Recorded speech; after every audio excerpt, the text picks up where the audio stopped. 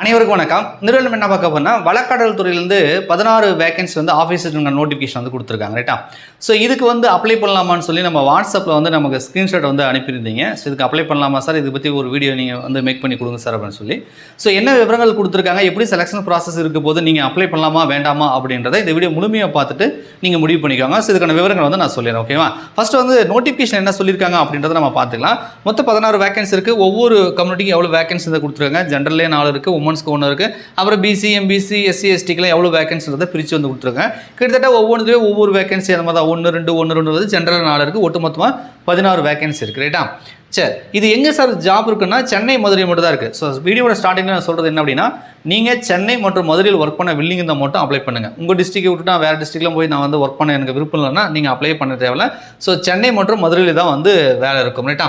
So இதில் பார்த்தீங்கன்னா கொடுத்துருப்பாங்க அவங்கள department of government of litigation போட்டிருப்பாங்க. Office of the advocate general of the Tamil Nadu high court Chennai அப்படின்றத அவங்க குறிப்பிட்டிருப்பாங்க. ஸோ இதுக்கு நீங்கள் ஆஃபீஸஸ் நீங்கள் அப்ளை பண்ணுறீங்கன்னா செல்ஃப் டெஸ்ட் போட்டு ஜெராக்ஸ் இந்த அப்ளிகேஷனை ஃபில் பண்ணி நீங்கள் அனுப்புகிற மாதிரிலாம் இருக்கும் அப்படின்றத கொடுத்துருக்காங்க. ஜென்ரல் ஃபார்ம் எப்படி இருக்குன்றதும் கொடுத்துருக்காங்க ரைட்டா. சரி, இதுக்கான ஏஜ் லிமிட் வந்து எஜுகேஷன் குவாலிஃபிகேஷன் என்ன சொல்ல வராங்க அப்படின்னா, கண்டிப்பாக 8ஆம் வகுப்பு வந்து பாஸ் பண்ணியிருக்கணும் அப்படின்றத கொடுத்துருக்காங்க ரைட்டா. அதுக்கு மேலே படிச்சதை பற்றி அவங்க மென்ஷன் பண்ணல. எக்ஸர்வீஸ்க்கு மேலே மட்டும் அவங்களுக்கு வந்து விலக்கு வந்து கொடுத்துருக்காங்க ரைட்டா. ஏஜ் லிமிட் 1/7/2025 படி ஜூலை மாதம் 1ஆம் தேதி அடிப்படையில் குறைந்தபட்சம் 18, அதிகபட்சம் வந்து ஓசி கேட்டகரிக்கு 32, பிசி எம்பிசிக்கு 34, எஸ்சி எஸ்டிக்கு வந்து 37 வயசு வந்து குறிப்பிட்டிருக்காங்க. இதுக்கு வந்து பார்த்திங்க அப்படின்னா இந்த அப்ளிகேஷன் ஃபார்ம் வந்து கீழே கொடுத்துருக்காங்க இல்லையா, இதை ஃபில் பண்ணி ஒரு 10 பாயிண்ட் தான் போட்டிருக்காங்க. ரொம்ப பெருசாலாம் இல்லை.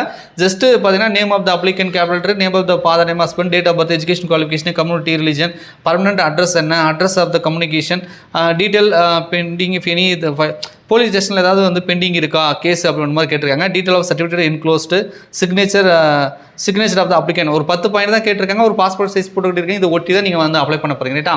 ஸோ போட்டு வந்து தேவையான டாக்குமெண்ட், உதாரணத்துக்கு Aadhaar card certificate, community certificate, education qualification certificate, வேறு ஏதாவது உங்களுக்கு வந்து ரிசர்வேஷன் இருக்குது அப்படின்னா அதுக்கான ஸ்பெஷல் ரிசர்வேஷன் தான் அதுக்கான சர்டிஃபிகேட் எல்லாமே செல்ஃப் டெஸ்ட் போட்டு ஜெராக்ஸ் காப்பி அனுப்பணுன்றாங்க. இந்த அப்ளிகேஷனை ஃபில் பண்ணி இந்த advocate general of the Tamil Nadu high court Chennai 600104க்கு வந்து நம்ம அனுப்பணும். என்வலப் கவர் வந்து ஒரு 50 ருபீஸ்க்கு வந்து ஸ்டாம்ப் ஒட்டி வந்து நம்ம அனுப்பணுன்றாங்க. கடைசி தேதி 14/8/2025க்கு 5:45க்குள்ளே அவங்களுக்கு வந்து போய் ரீச் ஆகணுன்றாங்க. இன்னும் ஒரு 10 டேஸ் நமக்கு டைம் இருக்குது. ஸோ அதுக்குள்ளே நீங்கள் வந்து அப்ளை பண்ணுறது தான் நீங்கள் அப்ளை பண்ணிக்கலாம் ரைட்டா. ஸோ அந்த டேட்டுக்கு அப்புறம் வரக்கூடிய அப்ளிகேஷன் நாங்கள் எடுத்துக்க மாட்டோம் அப்படின்ற மாதிரிலாம் வந்து கொடுத்துருக்காங்க. இவ்வளோ தான் வந்து இன்ஃபர்மேஷனே வந்து கொடுத்துருக்காங்க. ரொம்ப சிம்பிள் தான். எப்படி செலெக்ஷன் பண்ண போகிறாங்க அப்படின்ற எந்த ஒரு விவரங்களும் வந்து குறிப்பிடலை ரைட்டா. இப்போ ரீசெண்டாக மெட்ராஸ் ஹைகோர்ட்டில் வந்திருக்கிற நோட்டிஃபிகேஷனை நீங்கள் பார்த்துருப்பீங்க. ஸோ 12th வரைக்கும் தான் படிச்சிருக்கணும், அதுக்கு மேலே தான் எலிஜிபிள் இல்லைன்னு சொல்லியிருக்காங்க. கீழே நீதிமன்றங்களுக்கு டிகிரி முடிச்சவங்களே அப்ளை பண்ணியிருப்பீங்க.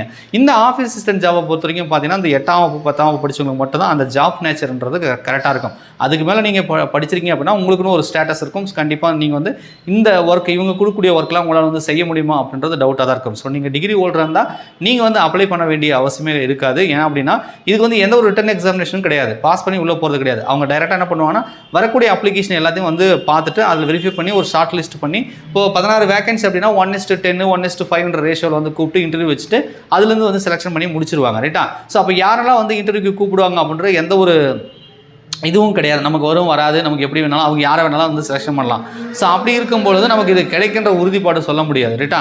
ஸோ அதனால் வந்து நீங்கள் ஒரு டிகிரி ஹோல்டராக இருந்தால் நீங்கள் அப்ளை பண்ண வேண்டாம். ஒரு 10ஆம் வகுப்பு பாஸ் பண்ணியிருக்கேன், 10ஆம் வகுப்பு ஃபெயில் ஆகிருக்கேன், ஒரு 10th பாஸ் பண்ணி 8th முடிச்சுட்டு நான் 10th வரைக்கும் போனல 9th போனேன், அந்த மாதிரி லெவலில் இருக்கிறவங்க மட்டும் மேபி இதுக்கு அப்ளை பண்ணுங்கள். நான் டிகிரி முடிச்சவங்க அப்ளை பண்ணக்கூடாதுன்னு சொல்ல வரல, அந்த மாதிரி எதுவும் குறிப்பிடலை. ஆனால் மேபி நீங்கள் அப்ளை பண்ணாலும் வேலை கிடைக்குமா, அவங்க செலெக்ஷன் பண்ணுவாங்கன்றது பெரிய கேள்விக்குறி. ஸோ இதுக்கு அப்ளை பண்ணி டைம் வேஸ்ட் பண்ண வேணாம் அப்படின்றது என்னோட கருத்து ரைட்டா.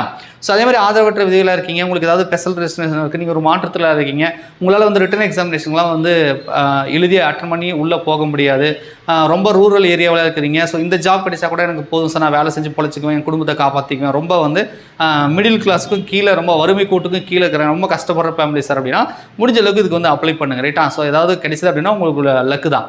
இதுக்கு நான் சொன்ன மாதிரி ரிட்டன் எக்ஸாமினேஷன் கிடையாது. அவங்கள வந்து ஷார்ட் லிஸ்ட் போடுவாங்க, அதுக்கப்புறம் இன்டர்வியூ கூப்பிடுவாங்க, இன்டர்வியூ மூலியமாக செலெக்ஷன் பண்ணுவாங்க ரைட்டா. இன்டர்வியூ எப்படி நடக்கும் அப்படின்றது எந்த ஒரு கைட்லைன்ஸும் வந்து அவங்க கொடுக்க கிடையாது ரைட்டா.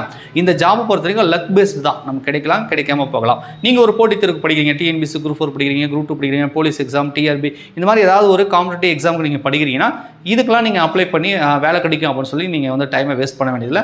ஸோ இந்த வருடம் இல்லை என்றாலும் அடுத்த வருடம் கண்டிப்பாக நம்ம ரிட்டன் எக்ஸாமினேஷன் கிளியர் பண்ணி வேலைக்கு போய்டுவோம்னு சொல்லிட்டு நீங்கள் அதில் வந்து ஃபோக்கஸ் பண்ணுங்கள் ரைட்டா. ஸோ என்னால் வந்து ரிட்டன் ரிட்டன் எக்ஸாமினேஷன் எழுதி பாஸ் பண்ண முடியாது, நான் வந்து இது மாதிரி ரேஷன் கடை ஜாப்பு, இந்த மாதிரி இன்டர்வியூ மட்டும் இருக்கக்கூடிய ஆஃபீஸ் அசிஸ்டன்ட் ஜாப், இல்லை வேறு ஏதாவது இந்த மாதிரி இப்போ நிறைய போஸ்டிங்லாம் பார்த்தீங்க அப்படின்னா இன்டர்வியூ மட்டும் பேஸ் பண்ணி வரும், அல்லது ரிட்டன் எக்ஸாமினேஷன் வந்து ஒரு கண் துடைப்பாக வச்சுட்டு அதுக்கு மேலே இன்டர்வியூவும் சர்டிஃபிகேட் வெரிஃபிகேஷன் மட்டும் தான் வந்து மெயினாக வந்து ஃபோக்கஸ் பண்ணுவாங்க. அந்த மாதிரி தேர்வுகளுக்குலாம் நீங்கள் அப்ளை பண்ணுறீங்க அப்படின்னா இதுக்கு வந்து நீங்கள் அப்ளை பண்ணுங்கள், ரைட்டா? ஸோ மற்றவர்களையெல்லாம் வந்து இதுக்கு அப்ளை பண்ணி உங்கள் டைமை வந்து நீங்கள் வேஸ்ட் பண்ண வேண்டாம். வேகன்சி ரொம்ப குறைவு தான். ஆல் ஓவர் தமிழ்நாடு நிறைய பேர் அப்ளை பண்ணுவாங்க. உங்களுக்கு வந்து அவங்க ஷார்ட் லிஸ்ட் பண்ணி உங்களுக்கு இன்டர்வியூ கூப்பிடுவாங்களா அப்படின்றதே பெரிய கேள்விக்குறியாக தான் இருக்கும். பட் இருந்தாலும் கூட ஒரு அரசு பணி கிடைச்சா சந்தோஷம், குடும்பத்தை காப்பாற்றிக்கலாம் அப்படின்னு சொல்லி ரொம்ப இக்கட்டான சூழ்நிலை இருக்கிறவங்க இதுக்கு வந்து அப்ளை பண்ணி முயற்சி பண்ணி வந்து பாருங்கள், ரைட்டா? மேற்கொண்டு உங்களுக்கு ஏதாவது சந்தேகம் இருந்துச்சு அப்படின்னா கமெண்ட்ஸில் கமெண்ட் பண்ணுங்கள். நன்றி, வணக்கம்.